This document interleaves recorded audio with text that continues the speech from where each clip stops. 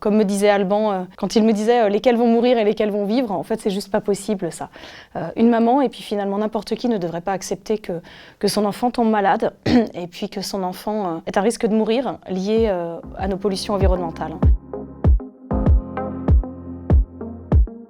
Je m'appelle Marie Thibault et j'ai créé le collectif Stop au cancer de nos enfants en 2019.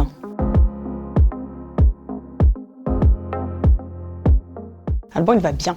Alban il est officiellement guéri et après 5 années de traitement, de chimiothérapie, il va bien. Des séquelles, mais ça fonctionne.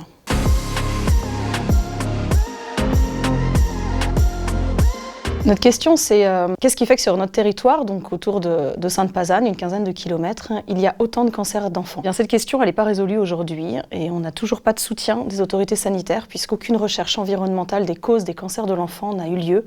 Donc le collectif continue à travailler, à faire des recherches et on a un certain nombre de résultats, de début de compréhension, mais ce début de compréhension n'est pas suffisant. Donc on est sur la surexposition, ce qu'on dit communément effet cocktail. C'est à la fois les champs électromagnétiques liés au nombre de câbles enterrés très importants et un poste source au cœur d'une des communes, mélangés avec du radon, qui est un gaz naturel. On sait que ces deux éléments-là sont déjà à eux seuls des risques de facteurs pédiatriques plus importants d'après les études scientifiques. On est sur un secteur qui est agricole, qui est viticole et qui est maraîcher. Et finalement, quand bien même nos agriculteurs, nos viticulteurs et nos maraîchers utilisent des produits phytosanitaires complètement dans leurs normes, quand en laboratoire on utilise tel produit de chacune des cultures, mélangés ensemble, ce sont des bombes. Donc ça veut dire que là, on crée, rien qu'à tout ça, des explosions dans le corps des enfants qui ont plus de difficultés à faire avec toutes ces molécules que nous les adultes. Et puis on est aussi sur un secteur où on retrouve énormément de métaux, des métaux lourds et des terres rares.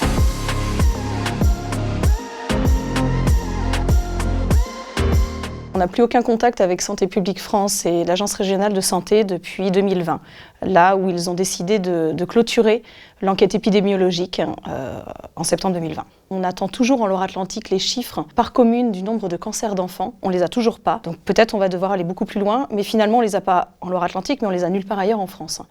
Et donc les autres endroits que je connais où il y a une considération de cluster de cancer pédiatrique, c'est là où il y a des personnes comme moi qui se sont mobilisées et qui ont alerté les autorités sanitaires. Aujourd'hui, on est à l'œuvre pour la création de l'Institut citoyen de recherche et de prévention en santé environnementale. On espère que la création, on puisse l'annoncer officiellement début 2023 pour créer de la connaissance scientifique à partir de toutes les données que nous avons et faire davantage de données à partir des cancers de l'enfant, mais finalement ce ne sont pas que pour les cancers de l'enfant puisque comme je le dis souvent, les cancers de l'enfant sont un peu les sentinelles de la santé environnementale. Et s'il y a des cancers d'enfant, c'est qu'il y a beaucoup d'autres pathologies sur notre secteur. Et aller comprendre les pollutions de notre environnement qui ont un impact sur notre santé à nous les adultes et sur la santé des enfants améliorera la qualité de vie de tous et nous permettra de faire de la prévention, de la sensibilisation, de l'information aux citoyens.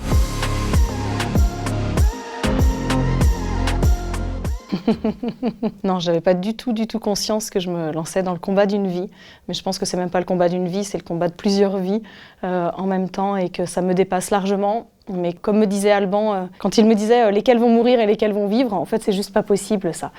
Une maman et puis finalement n'importe qui ne devrait pas accepter que son enfant tombe malade et puis que son enfant est à risque de mourir lié à nos pollutions environnementales. Donc on doit y aller et finalement on doit tous y aller main dans la main parce que demain doit être différent d'aujourd'hui. Mais peut-être que le demain sera bien après ma vie à moi.